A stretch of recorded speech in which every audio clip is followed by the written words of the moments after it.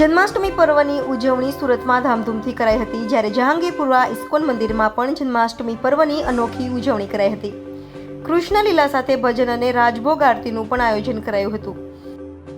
દર વર્ષની જેમ આ વર્ષે પણ કૃષ્ણ જન્માષ્ટમી પર્વની હર્ષોલ્લાસ સાથે ઉજવણી કરાઈ હતી. ત્યારે સુરતના જહાંગીરપુર ખાતે આવેલ ઇસ્કોન મંદિરમાં તો સવારથી જ ભક્તો ઉમટી પડ્યા હતા.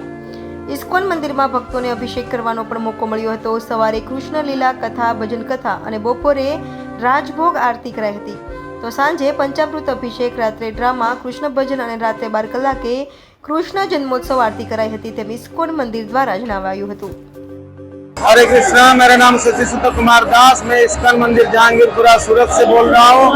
सवेरे से कम 1 लाख से 1.25 लाख लोग दर्शन कर चुके हैं। अभी भी 1 से 1.5 लाख लोग आने की संभावना है।